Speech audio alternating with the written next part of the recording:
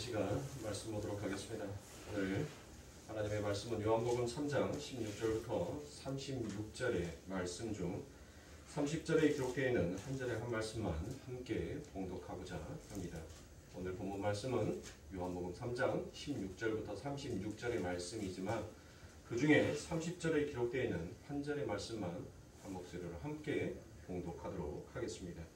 그는 흥하여야 하겠고 나는 쇠하여야 하리라. 아멘. 자, 예수님의 승리다라는 말씀을 가지고 세 번째 시간을 함께 갖고 있습니다. 자, 오늘이 2022년의 마지막 수요일입니다. 오늘 이 마지막 수요일을 여러분들과 함께 하나님의 아름다운 말씀들을 선포하고 나눌 수 있어서 참으로 기쁘고 그 아버지 하나님의 은혜가 얼마나 감사한지 또한 새삼 느끼게 됩니다. 자, 우리가 지난 시간에 여러분들과 함께 나누었던 말씀들 속에서 어떠한 말씀들을 여러분들 기억하고 계십니까? 하나님의 말씀을 쫓아서 사는 자는 여러분들 이 세상의 삶의 기존의 질서와 틀을 깨면서 사는 자다라고 과거 같이 제가 말씀을 드렸죠. 그래서 이 세상의 질서와 틀은 뭐예요? 이 세상이 가지고 있는 그 질서와 틀. 그러니까 이 세상의 삶의 원리가 무엇입니까? 힘의 원리잖아요. 힘의 원리. 양육강세. 힘 있는 자가 살아남는다라는 그와 같은 구조 속에서 그래서 어떻게 해서든 사람들은 힘을 갖기 위하여서 수단과 방법을 가리지 아니하고 항상 고지의 꼭대기를 올라가기 위해서 내 형제를 피 흘리게 급급하면서 살아가는 것이 이 세상의 원리들이라는 것입니다. 그런데 하나님의 백성, 즉 말씀을 받은 자들은 어떤 원리로 사는 거예요? 힘의 원리가 아니라 십자가의 원리로 살더라라는 것입니다. 그렇게 세상에서 우리들은 십자가의 원리로 사는 삶이 진짜 삶이고 그게 하나님으로부터 정말 복받은 인생이다라는 것을 이 세상에서 선포하고 사는데 세상에서는 우리들의 그와 같은 말들을 무엇으로 받아들인다고요? 제가 사도행전 17장의 말씀을 가져다가 이 사도 바울이 데살로니가에 가서 하나님의 복음을 전하는데 거기에서 어떤 자들이 사도 바울을 잡으러 옵니까? 불량배들이 이 사도 바울의 복음을 전하는 것을 잡으러 옵니다. 그때 이 사도 바울은 피신을 하게 되죠. 피신을 하고 그 사도 바울에게 하나님의 복음을 들었던 누가? 야손이 그 불량배들에게 잡히게 돼요. 그리고 그 불량배들에 의해서 이제 그들을 성읍 간원들에게 데리고 가서 고소를 한단 말이에요. 고소를 하는데 무엇이다라고 고소를 합니까? 사도행전 17장에 보면 이들이 세상을 요란케 한 자들이다라고 하면서 그와 같이 고소를 한단 말이에요. 그러니까 이들이 지금 세상을 시끄럽게 하는 자들이다라고 그와 같이 말을 한단 말이에요. 그러니까 자기들은 무엇이에요? 지금까지 자기들이 살아왔던 그 삶의 방식이 옳은 방식이다라고 생각을 했는데 거기에다가 여러분들 무엇을 하는 거예요? 찬물을 쫙 끼얹어 버리는 거예요. 그러니까 어떻습니까? 싫잖아요. 여러분들 누가 이 추운 겨울에 찬물로 샤워하고 싶은 사람이 있습니까? 네. 없어요. 아무도 없습니다. 따뜻한 물로 샤워를 해도 그마저도 옷을 벗어야 하니까 옷 벗는 것마저도 싫어서 샤워하는 것조차도 싫을 정도의 날씨인데 누가 이 추운 엄동소라의 겨울에 여러분들 찬물로 여러분들 샤워를 하고 싶어 하겠어요? 보세요. 그런데 세상의 삶의 원리와 방식에다가 하나님의 백성이 그 하나님의 말씀을 받으니까 그곳에서 다 아니다. 그 방법이 아니다라고 이야기를 하는 거예요. 오직 하나님의 삶의 원리는 나를 섬겨주고 그를 위해서 희생하고 그를 위해서 헌신할 수 있는 것이 바로 하나님의 나라의 삶의 원리다라는 것을 그들에게 이야기하는 것입니다. 근데 그 삶이 여러분들 우리들의 삶 가운데 나오기가 쉬워요? 제가 우리 성도님들에게 연말연시 문자를 보내드렸습니다. 시 한 편과 함께 제가 연말연시 전부 다 개인 카톡에다가 문자들을 다 보내드렸는데 우리의 삶 가운데 있어서 내려놓음이라는 것은 결코 쉬운 것이 아니더라는 것이에요. 그 내려놓으면 여러분들 언제 내려놓을 수가 있어요? 내가 죽어야지. 나의 생각이 죽어야지만이, 나의 육적 자아가 죽어야지만이 그 모든 것들을 내려놓을 수밖에 없는 자일 거예요. 그러니까 우리들의 삶의 원리 속에서 무엇을 하나님의 은혜가 아니면 이 십자가의 원리가 아니면 나는 도저히 살 수가 없는 자다라는 것을 가슴으로 뜨겁게 느끼는 자만 이 세상 가운데 아니다. 정말 세상의 원리와 그 힘으로 살면 너희들은 망하게 되어 있다. 하나님의 원리로 사는 것, 하나님의 방식으로 살아가는 것이 진짜 인생이고 진짜 삶이다라는 것을 전할 수 있는 것. 그 전함을 여러분들 누구 앞에서 해요? 우리의 삶 가운데 우리의 위상이 높아지고 우리의 자리가 높아진다 할지라도 우리들은 늘 예수 그리스도의 복음 앞에서는 늘 담대하고 담담하게 우리는 그 하나님의 복음을 전할 수 있어야 합니다. 그런데 과연 우리가 그렇습니까? 그렇지 못하잖아요. 그게 우리가 하나님 앞에 더 훈련받아야 할 증거인 것입니다.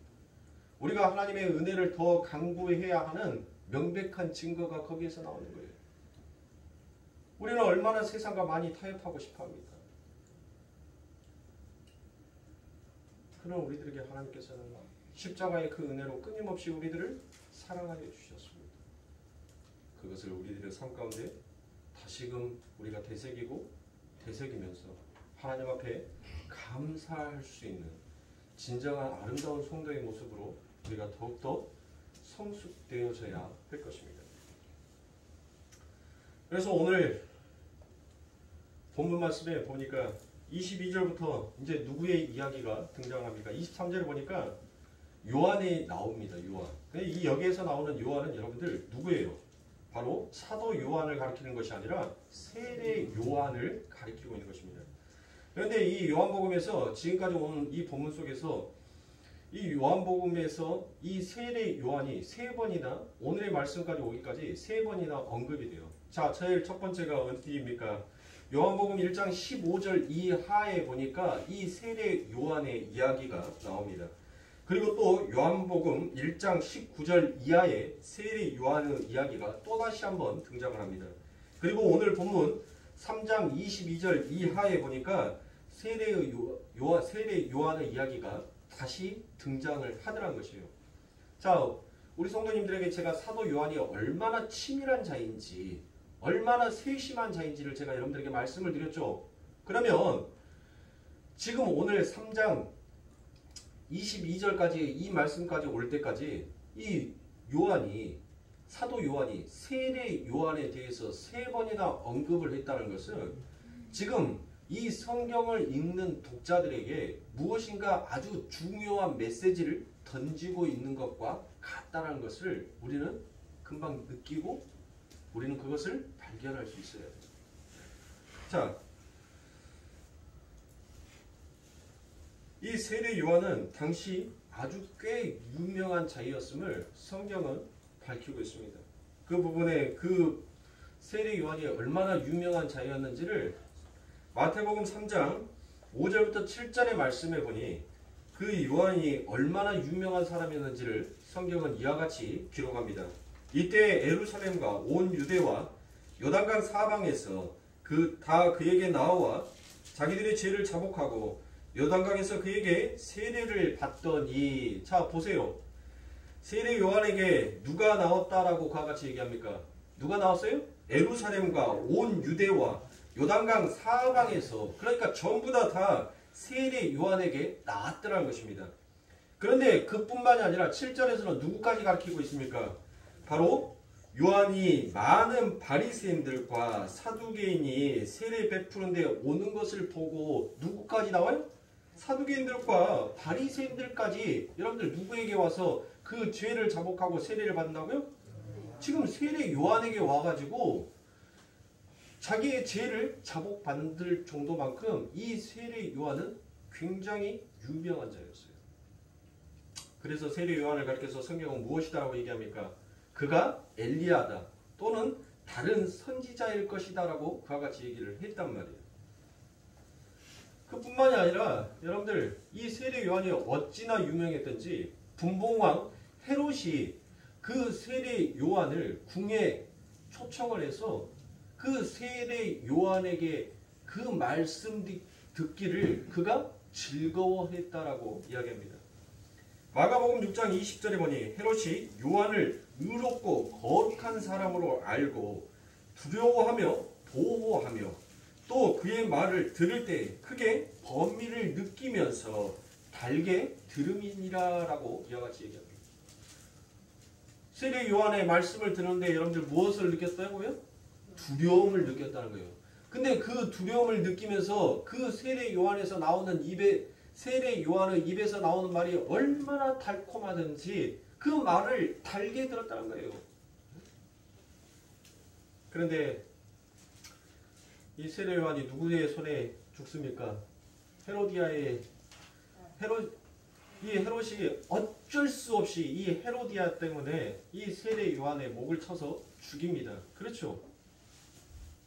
그러나 이 헤롯은 이 세례 요한이 전하는 그 하나님의 말씀이 무엇인지를 그는 알았어요. 어떻게 알았을까요? 헤롯은 어떠한 자에 있었습니까? 자기의 권력과 권세를 위하여서 세상 힘을 빌면서 살아왔던 자가 이 헤롯이란 말이에요. 헤롯은 정통적인 여러분들 왕위를 계승받을 만한 그와 같은 혈통을 갖고 있는 자가 아니었습니다. 그래서 자기가 유대의 왕이 되기 위해서는 로마에서부터 바로 인장을 받아왔고 와야 돼요. 그러니까 로마가 왕으로 이를 인정해 줘야지만이 그가 유대인의 왕으로 세워지는 것이에요. 그러니까 여러분들 얼마나 로마 그 권력자들에게 얼마나 팔이 똥내 나듯이 얼마나 앞다리를 비볐을 거 아닙니까? 각색의 그 뇌물들을 바쳐가면서 그러니까 헤롯은 늘 한편의 마음속에서는 두려움도 갖고 있었지만 그 두려움 속에서 이 하나님의 말씀을 들을 수 있는 이 은혜를 받은 사람이기도 해요. 그래서 어떻게 은혜를 받았어요? 제가 지난 시간에 누가복음에서 여러분들 어떤 말씀을 드렸습니까?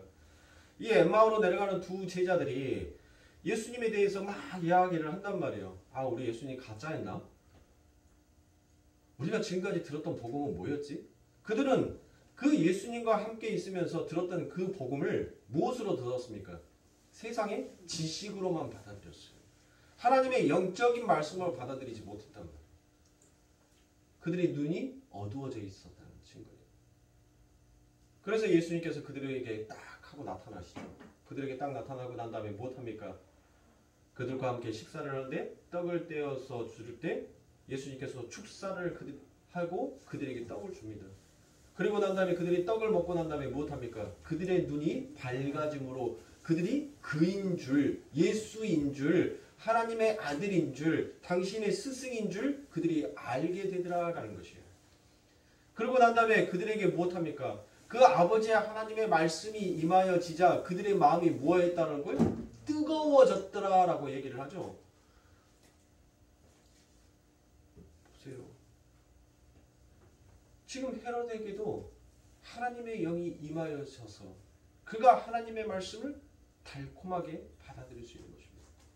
그러니까 하나님께서는 지위고하를 막론하고 높고 낮음을 막론하고 하나님께서는 동일하게 하나님의 복음의 말씀을 선포하고 또 하나님의 백성들에게 듣는 자에게는 그 하나님의 백성의 하나님의 말씀을 들을 수 있는 길을 열어주시더라는 것입니다. 헤롯이 어떤 자였습니까? 세상의 권력을 다 가지고 있었던 자였어요. 그럼 그자가 무엇이 아쉬워서 여러분들 그 하나님의 말씀을 꿀송이처럼 달게 받아들여요. 그게 바로 은혜인 것입니다.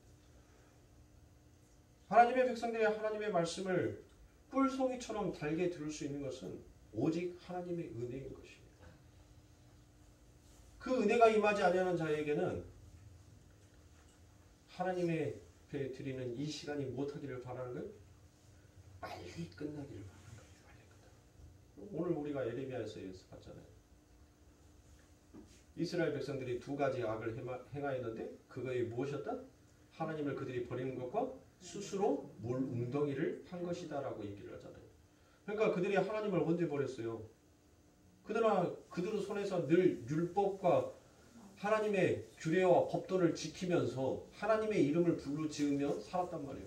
그런데 그들이 안식일을 날 하나님 앞에 제사를 지내는데 그들의 마음속에서는 진정, 신령과 진정으로 마음과 뜻과 성품을 다하여 주 여호와 너희 아버지 하나님을 섬기는 것이 아니라 그저 내기의 달콤한 소리만을 듣고 빨리 이 안식일이 끝나서 그 복이 내 삶 가운데 어서 빨리 행하여지기만을 그들의 마음속에서 간절히 바라였다는 것을 하나님께서는 그것을 악으로 보더란 것이에요. 죄로 보더란 것입니다. 죄.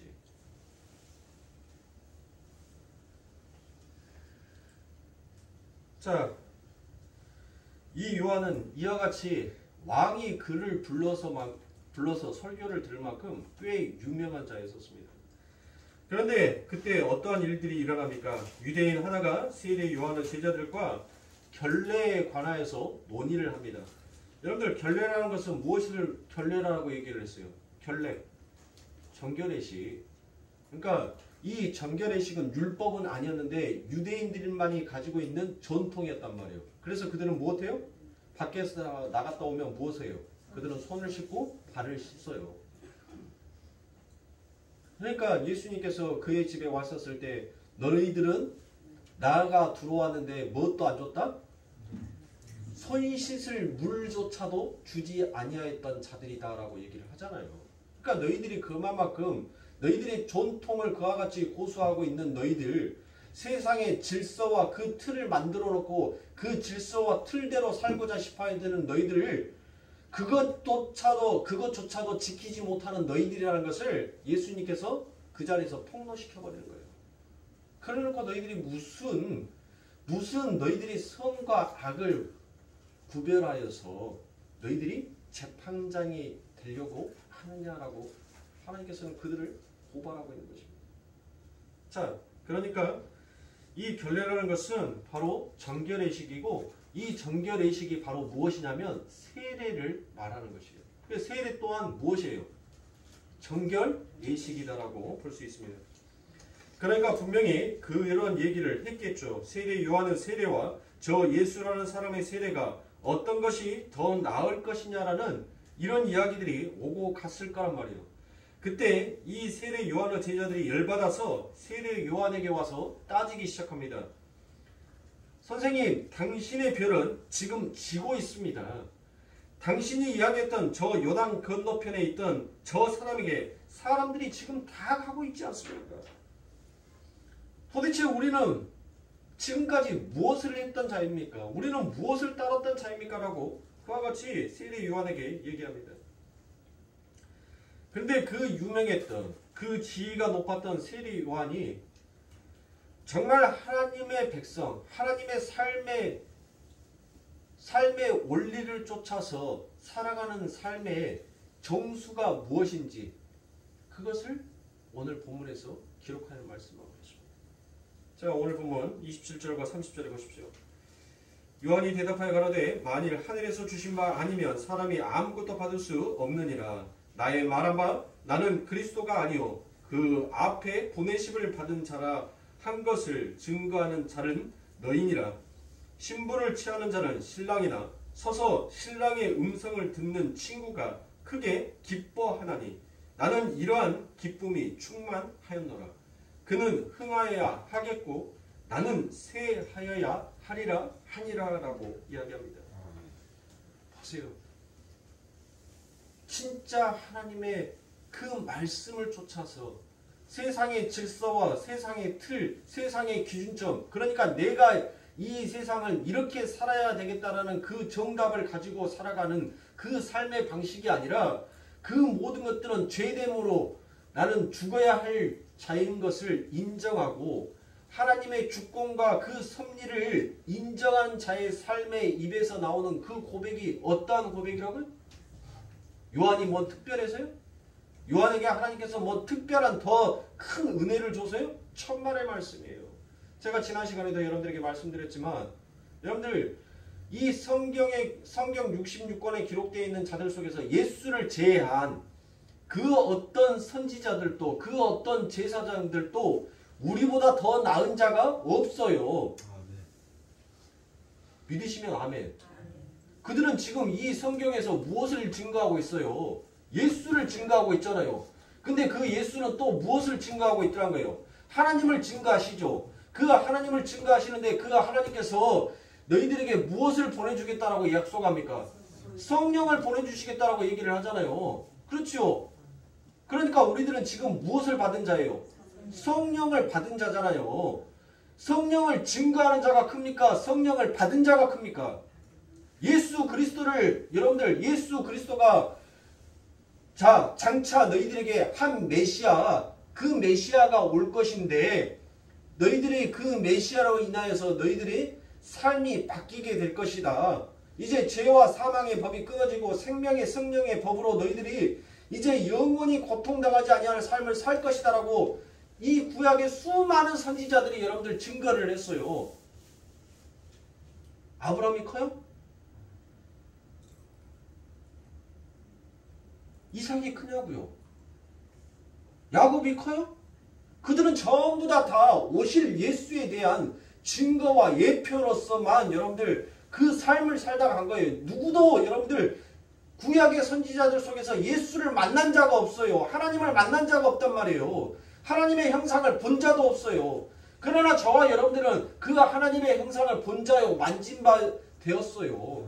그 하나님과 우리는 함께 죽었잖아요. 그리고 그 하나님과 우리가 함께 살아났잖아요. 어느 누구도 여러분들 이와 같은 하나님의 엄청난 은혜를 받은 자가 없단 말이에요.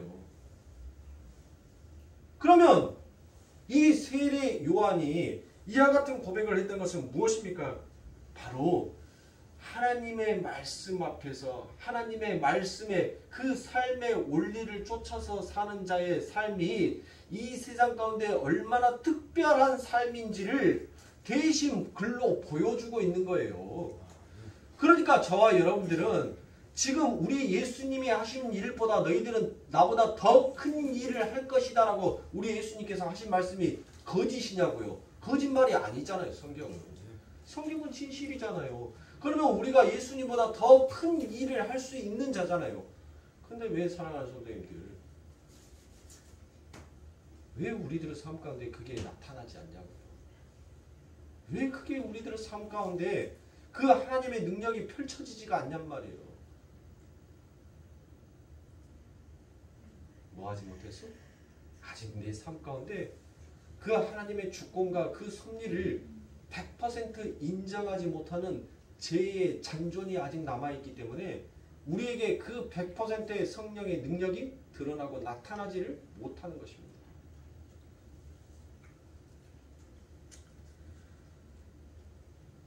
그래서 요한은 하나님의 주권을 확실하게 인정하고 있었기에 그 확고한 신앙이 바로 이와 같은 고백을 할 수가 있더란 것입니다. 모든 일은 하나님의 주권과 섭리에 의해서 일어난다는 그 확신이 이 세례 요한의 가슴 안에는 깊이 새겨져 있었어요. 자, 여러분들이 십자가에 예수 그리스도와 함께 못 박혔다라는 그 신앙의 고백이 진실되게 있다면 여러분들 우리들에게는 무엇이 남아있어야 돼요? 예수 그리스도와 함께 똑같이 그 십자가에서 못 박힌 흔적이 남아있어야 된단 말이에요.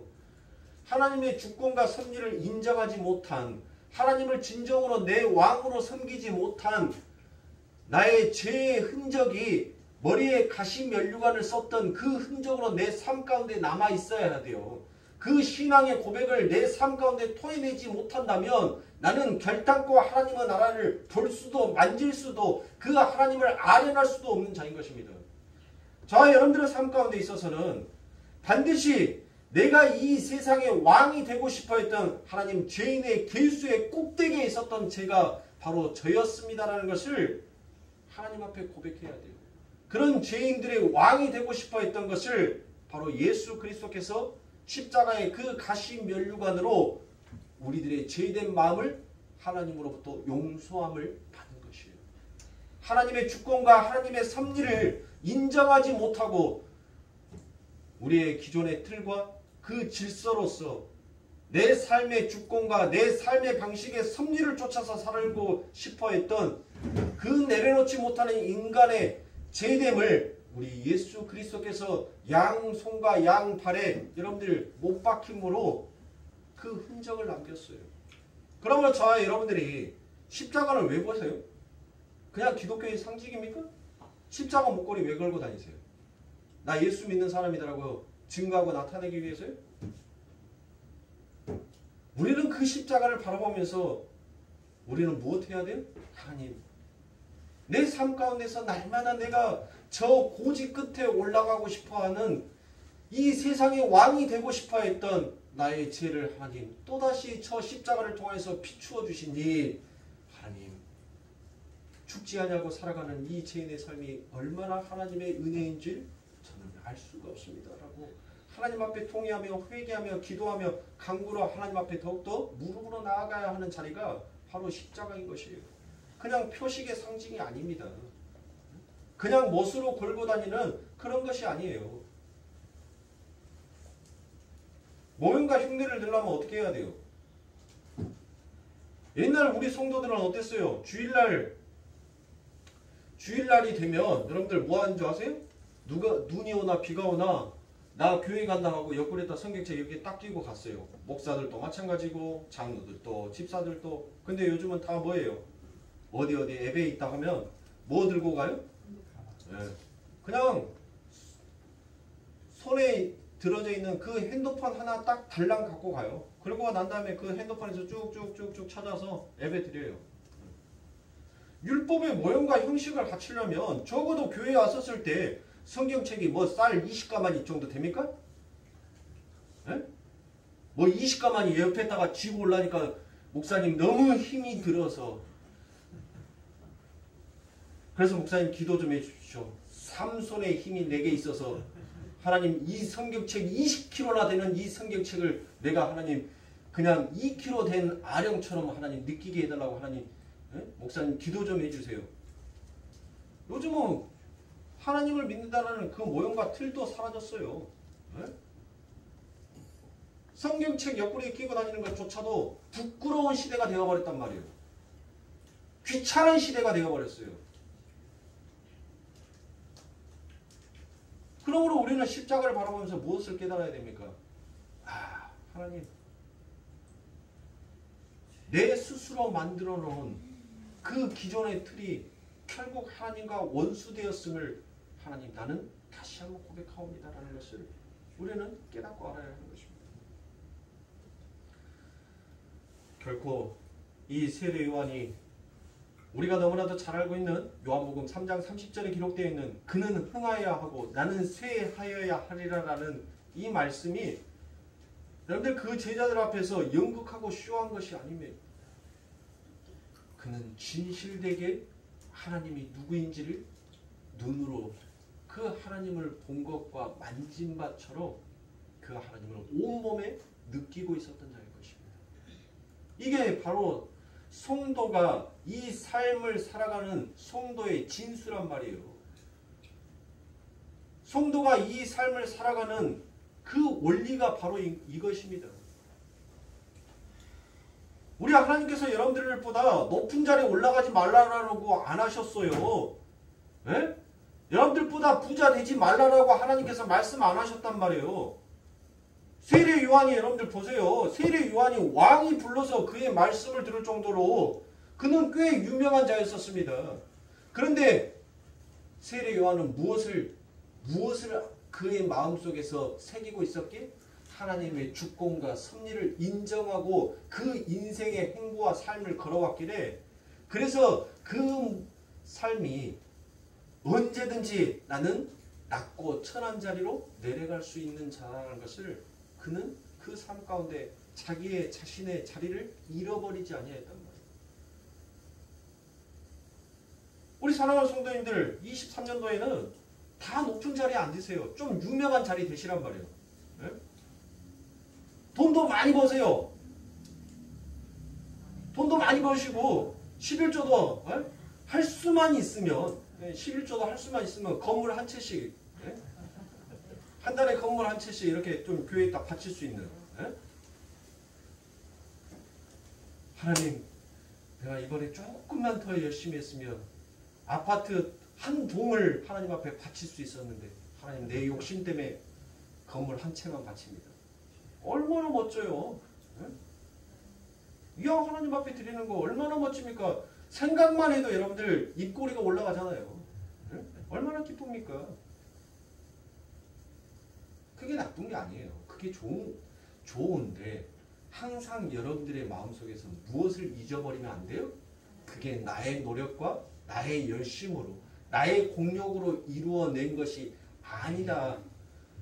하나님의 주권과 하나님의 섭리가 지금 하나님의 일에 필요하기 때문에 그 하나님께서 이와 같은 일들을 내게 행하여 주셨구나. 그것을 우리가 깨닫고 알아야 해요. 그것을 잃어버리지 말아야 하는 것입니다. 우리가 하나님의 주권과 섭리 그리고 성도의 역할에 관해서 잘 정리를 하고 있지 못하면 우리는 언제나 시기와 질투에 빠져버릴 수밖에 없는 자들이라는 것을 사랑하는 성도님들 깊이 우리들 마음속에서 경각심을 갖고 우리의 신앙의 길을 가져야 할 것입니다.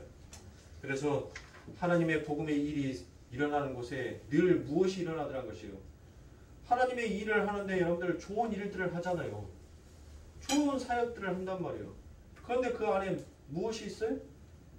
하나님의 주권과 섭리를 인정하지 못하니까 늘 그 안에서 시기와 분쟁의 경쟁의 구도가 만들어지더라는 것입니다. 여러분들 선교지에 가면 어떤 사람이 교회를 짓어요. 그러면 어떤 선교단체에서 못한 줄 아세요? 그 옆에 딱 학교를 짓습니다. 그러면 어떤 선교단체에서는 여러분들 뭐예요? 네가 학교 지었어? 그럼 난 병원 지어야지. 교회도 보세요. 주일학교 아이들한테 초코파이 주잖아요. 그러면 그 옆에 있는 교회에서는 뭐 줘요? 제과점 빵을 줘요. 너희 교회에서는 제과점 빵을 주네? 야, 그러면 우리 교회에서는 이번 주에 나오는 아이들한테는 햄버거 쏜다. 에? 이게 뭐냐고 이게. 이게 무엇이냐? 이게 진짜로 하나님의 일입니까? 서로 옆에 교회가 그렇게 하나님의 복음의 말씀으로 여러분들 정말 저 교회에 가면 교회가 좀 분할화돼야죠. 아니 어떤 교회들마다 가지고 있는 사역이 다 틀리단 말이에요. 어떤 교회는 정말 주일학교 아이들한테 정말 반 미쳐서 그냥 아이들이 너무너무 이뻐서 목사가 막 그 앞에서 어쩔 줄 몰라 하는 목사 있어요. 그 대표적인 우리 목사님 속에서 제가 아는 목사님들 속에서는 우리 오이큰 목사님이라고 정말 아이들한테는 정말 손톱만큼도 거짓 없이 그렇게 순수한 마음으로 아이들한테 대해요. 아니 주변에 그런 목사님들 그런 교회가 있다면 우리 교회 주일학교가 자신 없으면 목사님 우리 교회 주일학교 아이들 거기에서 목사님의 사랑을 받아서 하나님의 말씀으로 잘 양육해 주세요. 우리 교회는 또 노인들을 정말 잘 섬겨. 그냥 노인들이 오면 목사 그냥 보면은 그저 좋아서 그저 그냥 강대상에서 설교하는 그 내용이 구수해서 저 교회 가면은 마치 청국장 우려내듯이 그렇게 구수해서 그러한 교회가 있다면 아니 나이 드신 목사님 나이 드신 교인들 그 교회에 가서 그 교회에 맞춰서 또 은혜 받을 수 있게끔 이렇게 서로가 서로의 교회가 하나의 하나님을 머리로 한 하나의 네트워크로 서로가 서로의 그 동네 안에서 한 네트워크로 서로 윈윈해서 가면 그게 하나님 보시기에 더 아름다운 모습 아닐까요? 내 교회니까 내 성도니까 다 내가 지고 있어야 돼? 도둑놈이죠. 네? 그러니까 도둑놈이라는 거예요. 그러니까 나쁜 놈들이라는 거예요. 교회의 문을 개방을 해야죠. 개혁을 하자면요. 뭘 개혁하자는 거예요? 성경을 개혁해요? 이미 하나님의 말씀은 이래 다 하고 아멘 하고 점 찍었어요. 요한계시록 마지막 절에. 뭘 개혁하자는 거예요? 하나님의 말씀에 놓은 것을 아멘 했던 것을 지우고 거기다가 더 써요? 그러면 사입이죠. 뭘 개혁하자는 거예요? 이런 열린 마음들이 바로 하나님의 주권과 그 섭리를 인정하는 삶인 것입니다. 하나님, 내 것이 아닙니다. 나는 잠시 이 세상에서 하나님께서 주신 것을 잠시 청지기처럼 맡았다가 하나님께서 다시 내 것을 내놓으라 하면 하나님 앞에 돌려드릴 수밖에 없는 자입니다라는 것을, 그것을 인정하고 그 인생을 걸어가는 자가 바로 하나님을 인정하는 자요, 하나님의 말씀의 삶을 쫓는 자인 것입니다. 그래서 저는 우리 교회에 큰 교회 만들고 싶지 않다는 거예요. 어느 정도 교회가 성장을 해서 그러면 저희 교회도 사역자를 불러야 되겠죠. 그래서 열심히 양육하고 열심히 키워서 제가 이렇게 딱 보니까 저 목사는 주일학교 아이들한테 정말 열심히야. 그러면 우리 교회에 있는 주일학교 아이들을 거기에다 다 보내서 하나님의 말씀 정말 신실되고 정말 열심히 그해. 어린이 사역에 대해서는 본교회에서 물신양면으로 지원해 줄 테니까 돈 걱정하지 말고 어린이 사역에 충실하면서 열심을 다해서 해요. 청년부 사역에 있어서 또 열심히 있으면 그런 목사 또 양육하고 키워서 또 내보내서 청년부 사역을 정말 열심히 성실하게 해나갈 수 있는. 그래서 예수 그리스도를 머리로 해서 한 네트워크 안에서 하나된 교회. 저는 그 교회를 만드는 것이 제 마지막 목회의 최종 꿈입니다. 그게 제 꿈이에요. 내 거니까 내 거 지키려고 문 굳게 잠그고 닫아버리는 그런 것이 아니라. 그러니까 사랑하는 성도님들,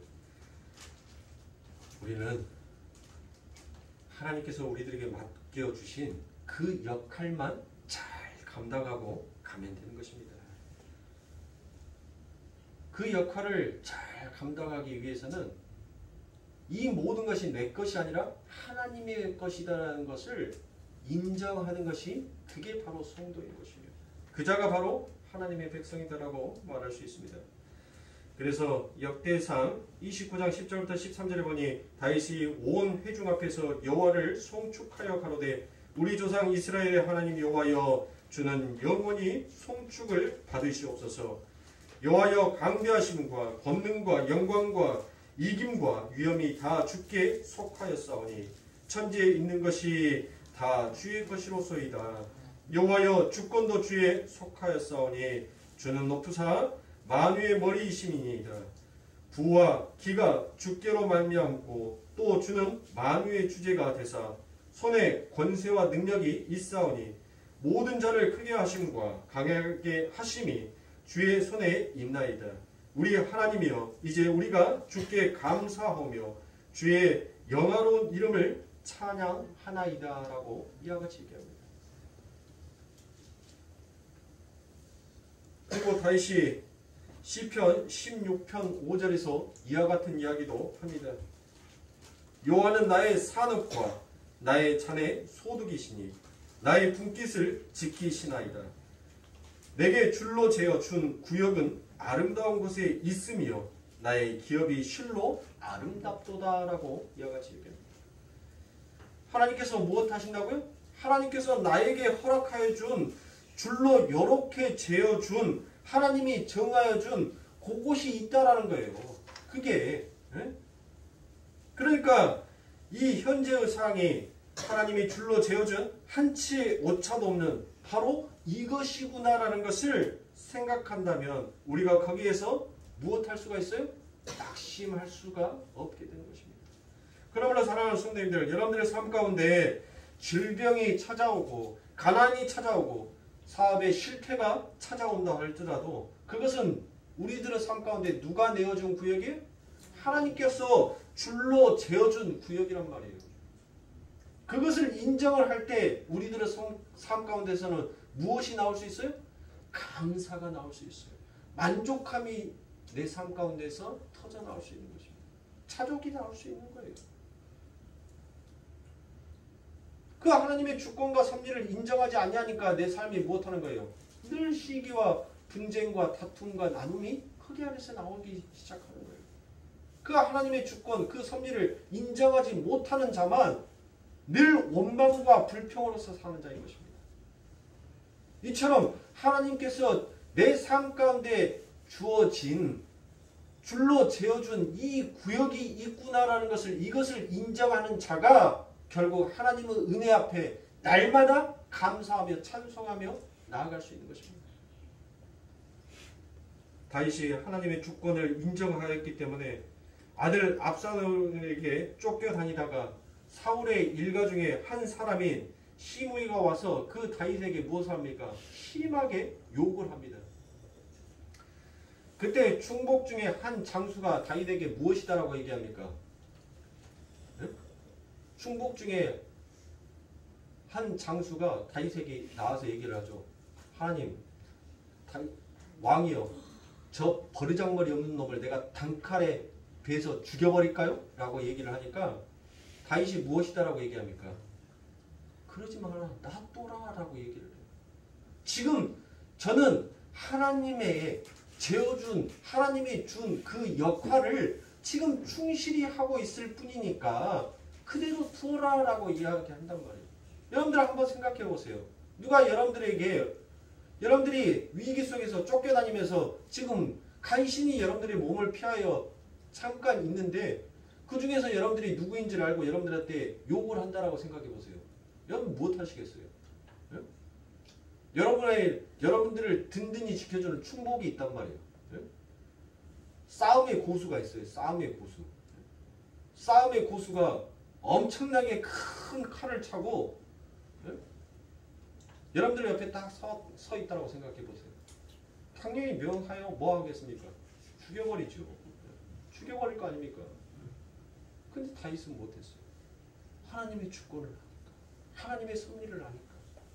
그리고 하나님께서 줄로 재어준 내 삶 가운데 지금 줄로 재어준 내 인생의 지금 이 삶 가운데 저는 그 하나님의 역할을 맡았을 뿐이고 나는 이 길을 걸어가야 할, 이 수모를 당해야 할 그 기간이, 그 눈금이 재어져 있을 뿐이니까 그래 하지 말라는 거예요. 그것은 결국 하나님의 주권과 섭리를 인정한다는 뜻이죠. 자, 사무엘하 16장 5절부터 13절의 말씀이 방금 제가 여러분들에게 설명해드린 그 말씀이 그대로 그곳에 기록이 되어 있습니다. 다윗 왕이 바후림의 이름에 거기서 사울의 집 족속 하나가 나오니 게라의 아들이요 이름은 시므이라. 자가 나오면서 연하여 저주하고 또 다윗과 다윗 왕의 모든 신복을 향하여 돌을 던지니 그때 모든 백성과 용사들은 다 왕의 좌우에 있더라. 자, 보십시오. 아이 웬놈 하나가 나와서 왕과 신하들, 장군들이 하고 있는데 돌멩이를 던지면서 욕을 바가지로 하고 있더라는 것이에요. 여러분들 코미디와 같지 않습니까? 그런데 다윗은 그것을 그대로 두드라는 것입니다. 7절입니다. 시므이가 저주하는 가운데 이와 같이 말하니라. 피를 흘린 자여, 비루한 자여, 가거라, 가거라. 사울의 족속의 모든 피를 여호와께서 내게로 돌리셨도다. 그 대신에 내가 왕이 되었으나 여호와께서 나라를 내 아들 압살롬의 손에 붙이셨도다. 보라, 너는 피를 흘린 자인 고로 화를 자치하였느니라. 시루아의 아들 아비새와 왕께 여짜오되 이 죽은 개가 어찌 내 주 왕을 저주하리이까? 청컨대 나로 건너가서 저의 머리를 베게 하소서. 왕이 가로되 스부레아의 아들들아, 내가 너희와 무슨 상관이 있느냐? 저가 저주하는 것은 여호와께서 저에게 다윗을 저주하라 하심이니 내가 어찌 그리하느냐 할 자들과 누구겠느냐 하고 또 아비새와 모든 신복에게 이르되 내 몸에서 난 아들도 내 생명을 해하려 하거든. 하물며 이 베냐민 사람이냐? 여호와께서 저에게 명하신 것이니 저로 저주하게 버려두라. 혹시 여호와께서 나의 온통함을 감찰하시니 오늘날 그 저주 가닥에 손으로 내게 갚으시리라 하고 다윗과 그 종자들이 길을 갈 때에 시므이는 산비탈로 따라가면서 저주하고 저를 향하여 돌을 던지며 티끌을 날리더라라고 이와 같이 기록이 되어 있습니다. 보세요. 어느 누가 여러분들 이와 같은 일을 할 수가 있습니까? 세상의 삶의 그 힘의 원리가 아닌 십자가의 원리를 인정하고 사는 자만이 오직 하나님의 뜻과 하나님의 계획하심 앞에 아멘 감사합니다라고 걸어가고 나아갈 수 있는 것입니다. 저와 여러분들이 바로 이와 같은 하나님의 주권과 그 섭리를 더욱더 깊이 인정하고 날마다 우리들의 삶 가운데 펼쳐지는 그 하나님 앞에 감사와 찬송을 올리실 수 있는 그와 같은 우리들의 삶이 되어야 할 것입니다. 자, 요한복음 3장 28절에서 자신을 무엇이다라고 이야기합니까? 무엇이다라고 기록을 하고 있어요? 친구다라고 그와 같이 얘기를 하지요. 자, 유대인의 혼인 관습 중에 특이한 것이 여러 가지가 있습니다만 그 중에서 가장 특이한 것이 바로 신랑의 친구의 역할인 것입니다. 유대인들의 혼인 예식에서 신랑의 친구의 역할은 아주 대단한 것입니다. 신랑의 친구는 신부를 소개하는 것부터 시작해서 중매하는 것으로부터 결혼식을 주관하는 그 모든 일들을 전부 다 관여하는 자가 바로 신랑의 친구인 것입니다. 그리고 혼인 예식 날에는 그 신부의 방 앞을 지키다가 신랑이 오면 그 신랑과 교대를 하는 것까지 그 일을 맡던 자가 바로 신랑의 친구인 것입니다. 그래서 신부의 방을 철저하게 지키고 있다가 혹시 사고가 날까봐 신랑이 오게 되면 기쁘게 그 신랑을 맞이하면서 야, 드디어 너 왔구나. 이제 신부는 내 차지다 라고 그와 같이 여러분들 그 신랑에게 그 신부를 이제 주고 떠나는 자, 기쁨으로 떠나는 자, 그 자가 바로 무엇이라는 거예요? 신랑의 친구다라는 거예요. 그래서 그런 사람들을 유대인의 소시벤이라고 그들을 불렀습니다. 그러니까 세례 요한은 자기를 가리켜 쇼시벤이라고 이야기를 하고 있더라는 것이에요. 진짜 주인공은 바로 내가 아니라 예수 그리스도 신랑이다라는 것을 그가 이야기를 하고 있습니다. 그리고 이어서 덧붙이는 말이 그는 흥하여야 하겠고 나는 쇠하여야 하리라라고 이와 같이 이야기를 하는 것입니다. 자, 사랑하는 성도님들, 예수님께서 흥하신다는 것이 과연 무슨 말씀입니까? 예수님을 쫓는 자들이 많아진다는 과연 그와 같은 의미입니까? 아니면 예수님의 인기가 높아지는 것이 예수님이 흥하게 된다는 것입니까? 도대체 어떠한 의미에서 그 예수는 흥하여야 되고 나는 쇠하여야 된다라는 이 요한의 고백이 나왔을까요? 우리가 너무나도 요한복음 3장 30절의 말씀을 여러분들 너무나도 잘 알고 있잖아요. 응? 그는 흥하여야 하고 나는 쇠하여야 하리라. 여러분들 혹시라도 반대로 알고 있었어요? 나는 흥하여야 하고 그는 쇠하여야 하리라. 혹시라도 그렇게 성경을 알고 계셨다면 회개하시고 예수님은 흥하셔야 되고 나는 쇠하여야 한다라는 그 말씀으로 다시 깨우치십시오. 세상의 삶의 원리는 나는 흥하여야 하고 예수는 쇠하여야 하리라라는 그 말씀으로 살아가요. 그러나 하나님의 말씀을 쫓는 자, 하나님의 말씀을 진짜로 깨닫는 자는 예수님이 흥해야 한다라는 것을 고백하게 되는 것입니다. 그런데 자, 예수님이 흥하게 된다는 것이 무엇이냐고요? 흥한다는 것은 긍정적인 의미를 가지고 있다라고 우리들은 그와 같이 생각을 하지 않습니까? 그럼 그 흥함이 뭐예요? 아니 성경 어느 곳을 봐도 예수님이 흥하여야 되고 나는 쇠하여야 된다라고 하니까 아니 쇠하여지는 거 세례 요한이 죽었죠. 아, 죽는 것이 쇠하여지는 거구나. 그러면 예수님이 흥한다는 것은 뭐가 흥한다는 거예요?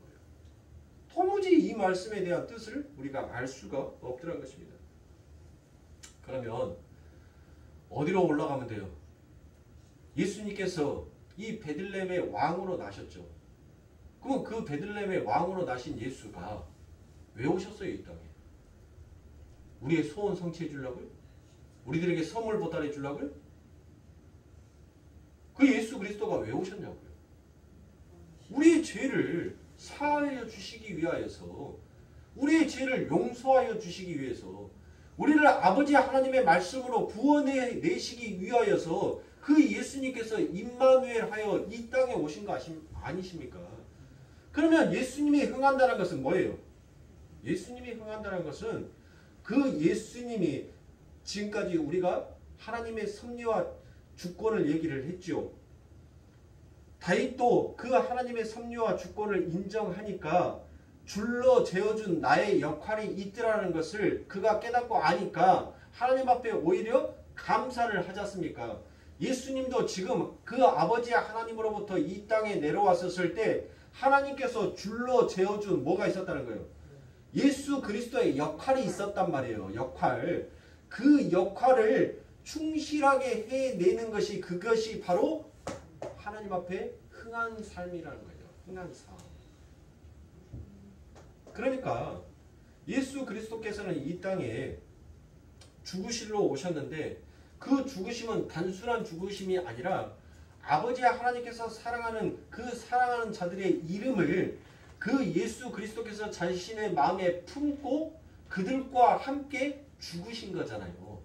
그러면 예수님이 죽기 위해서는 반드시 무엇이 전제가 되어 있어야 돼요? 아니 우리가 의인이면 죽어요 안 죽어요?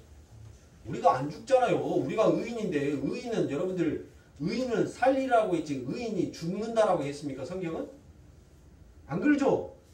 그러니까 우리는 죄인이잖아요. 죄인. 죄인은 뭐예요? 죄의 싹은 사망이다라고 했잖아요. 그러니까 우리는 죽어야 하는 거예요. 죽어야 하는 자. 그래서 예수님이 우리를 그 품에 안고 죽으신 거란 말이에요. 그러니까 예수님이 흥하기 위해서는 반드시 우리의 쇠함이 있어야 되는데 그 쇠함이 무엇이냐고요? 우리의 죽음이 전제되어 있어야지만이 그 예수가 그 죽음을 안고 우리의 저주를 풀어낼 수 있단 말이에요. 그것이 흥한 거란 말이에요. 무슨 말인지 이해가 가세요? 여러분들 이건 요한복음 3장 30절의 이 말씀은 엄청난 깊이가 담겨져 있는 말씀이에요. 여러분들 그냥 듣고 그냥 넘어가는 그런 말씀이 아니에요. 제가 지금 여러분들에게 이해하기 쉽게 정말 좀 그 엄청난 내용들을 아주 요약하고 요약해서 여러분들에게 설명을 하고 있는 것이지, 이 요한복음 3장 30절만 가지고도 여러분들 진국 사고를 우려내듯이 우려내면 평생을 우려내도 여러분들 이 말씀을 다 해석을 못하고 죽어요. 그러니까 예수님이 십자가에 못 박혀 돌아가시기 위해서는 그냥 예수님이 이 땅에 내려오셔서 그냥 죽으시면 안 된단 말이에요. 반드시 그 예수님이 죽기 위해서는 죄의 싹은 사망이니까 그 죄의 싹을 그가 품고 죽어야 해요. 그래야지만이 그게 하나님께서 그 예수 그리스도에게 주신 역할을 다 마치고 죽는 거예요. 그것을 하지 아니하면 직무유기란 말이에요. 직무유기. 그러니까 예수 그리스도께서는 무엇 하신 거예요? 우리의 죄를 다 안고 죽으셨다는 것은 반드시 하나님의 그 사랑하는 자의 이름으로 기록되어 있는 자는 무엇을 해야 된다는 거예요? 죽어야 한다라는 그 전제, 쇠하여야 한다라는 그 전제, 자기 부인이 되어야 한다는 그 전제, 십자가를 짊어지어야 한다는 그 전제가 그 모든 바탕 안에 다 깔려 있는 거예요. 그 모든 것을 우리 예수님께서 전부 다 안고 당신이 품고 그래서 죽으신 거예요. 그래서 그 모든 것을 품었다, 안았다. 마치 암탉이 그 병아리를 그 품에 안듯이 안았다. 그것을 우리가 무엇이다라고 얘기하냐면 그걸 연합이다라고 얘기하는 거예요. 유니온 크라이스트, 연합. 그 예수 그리스도께서 그 아버지 하나님의 사랑으로 우리와 연합하여 주신 것이에요. 그러니까 예수 그리스도께서 우리를 영원한 생명으로 살려내시기 위해서는 반드시 우리의 쇠함, 바로 자기 부인과 십자가를 짊어지는 삶이 우리들의 삶 가운데 바탕이 되어야 하는 거예요. 그 밑자락에 그 기본적인 일을 누가 해주시는 것이에요? 누가? 우리 아버지 하나님께서 해주신 거예요. 그 모든 일들을 모든 준비들을 하나님께서 전부 다 준비시켜 놓고 아들아 이제 출동이다 해서 그 아들을 이 땅에 급파하여 보내신단 말이에요. 그렇게 급파하여 보내시고 난 다음에 그 하나님의 역할, 그 하나님의 일을 바로 예수 그리스도가 행하여 버리신 것입니다. 그리고 난 다음에 우리들에게 무엇을 줘요? 여러분들 이 유대인들이 신부랑 유대인들 나무나라 하지 말고 우리나라 얘기하자. 자, 우리가 결혼식을 할 때 여러분들 무엇 합니까? 결혼식을 할 때 옛날에는 신랑이 신부 집에 갈 때 그냥 들어가요? 뭐 들고 들어갑니까? 그래요. 선물 들고 가요. 선물. 선물 들고 간단 말이에요. 그렇죠? 그래서 못된 놈은 어때요? 발 한 짝 뛸 때마다 뭐 없으면 안 가요. 그쵸? 흰 봉투 없으면 절대 안 움직여요. 절대. 그리고 더 못된 놈은 흰 봉투 바람 불어요. 또 몇 장 들어가 있는 거 보려고. 그렇게 해서 그 신랑이 준비해 준 그 함을 두고 함 사세요 하고 난 다음에 그 신부 집에 들어가서 마지막으로 그 함 값을 받고 난 다음에 그 함을 내려놓잖아요. 그러면 그 함이 뭐예요? 바로 신랑이 신부에게 보내는 보증의 수표란 말이에요. 보증물. 보증물이란 말이에요. 보증물. 에? 내가 너와 결혼할 진짜 신랑이다라는 확실한 증거를 신부의 집에 그 신부의 모든 가족들에게 그 함을 보냄으로 인하여서 당신의 딸을 나의 신부로 이제 정식적으로 맞이하겠습니다라는 그 증표와 증거물을 모든 친족 앞에 보여주는 것이에요. 바로 예수 그리스도께서 바로 하나님의 아들이고 그 하나님은 당신의 주권과 섭리로 우리를 반드시 아버지 하나님의 백성으로 우리들을 만들어 놓으실 것이다라는 그 확실한 보증수표를 바로 누구에게 주신 거예요? 성령에게 주신 거예요. 성령에게. 그래서 그 보증물을 받은 교회는 무엇을 하는 겁니까? 아, 진짜 예수 그리스도 저 신랑이 신부인 이 교회에 나와 정말 결혼해 주시는구나. 확실한 증거를 바로 누가? 우리 성령이 우리들에게 보증물로 줬단 말이에요. 신랑이 가지고 있는 너는 내 신부다라는 증거와 그 예물을 우리들에게 주었단 말이에요. 그 보증물을 받은 자가 바로 우리인 거예요. 우리. 이와 같은 확실한 증거를 받았음에도 불구하고 하나님의 주권과 섭리를 인정하지 못하고 세상의 힘의 원리를 가지고 살고자 싶어하는 자들을 하나님께서는 무엇한다라고 얘기합니까? 이 독사의 새끼야 라고 얘기를 하는 거예요. 예? 그러면 살아갈 수 있는 거예요. 마귀의 자녀 되지 마시고 하나님의 자녀, 하나님의 백성 되기 위해서는 여러분들이 더 많이 죽으셔야 됩니다. 십자가 앞에서 더 많이 내려놓으셔야 돼요. 더 많이 예수를 부르짖으면서 더 많이 하나님 앞에 나아가야 하는 것입니다. 그게 우리의 삶이에요. 그러니까 우리의 삶이 여러분들 공고한 거예요. 힘이 든 거예요. 세상의 질서와 틀을 전부 다 깨고 역으로 흘러가야 하니 내가 가지고 있었던 그 고정관념을 전부 다 무너뜨리고 하나님의 방식으로 살아가려고 하니 여러분들 얼마나 힘들었냐고요. 얼마나 고통스럽냐고요. 네? 그게 성도의 인생인 것입니다. 그래서 야곱이 뭐라고 해요? 나 한평생 살아왔는데 참 고단한 인생 살아왔다. 왜요? 젊었을 때 내 사고의 방식, 세상의 힘의 원리를 이제는 나이 먹어서 전부 다 뒤집어야 되니 얼마나 고통스럽겠습니까? 얼마나 힘들었겠냐. 그러면서 그 하나님의 섭리와 그 하나님의 주권을 인정해 가는 그렇게 인정해 가면서 찬란한 그 영광의 나라, 그 아버지 하나님의 나라에 우리가 입성하게 되는 것입니다. 그러므로 사랑하는 성도님들, 하나님의 섭리와 주권을 잘 인정하시고 그 하나님의 주권과 섭리 가운데서 하나님께서 내게 줄로 재어준 나의 인생 가운데 허락되어진 그 모든 것에 감사하고 만족하면서 더 큰 아버지 하나님의 뜻과 계획을 우리 마음속에서 소망으로 품고 가세요. 여러분들에게 하나님께서 얼마나 엄청난 놀라운 역사의 그 일들을 만들어 놓고 계시는지는 아무도 모릅니다. 왜요? 아직 아버지를 본 자가 없기 때문이에요. 그 아들을 아는 자는 누구뿐이다라고 얘기합니까? 아버지뿐이다라고 얘기를 하잖아요. 나를 보내시는 자 외에는 내가 누구인지를 아는 자가 없다라고 얘기를 하잖아요. 그러면 살아가셔야 됩니다. 우리의 삶 가운데 엄청난 그 하나님의 은혜의 역사를 사랑하는 성도님들 소망하시면서 하루하루 감사하시면서 하나님 앞에 나아가시는 저와 여러분들의 삶이 되시길 주님의 이름으로 축원합니다. 기도하겠습니다.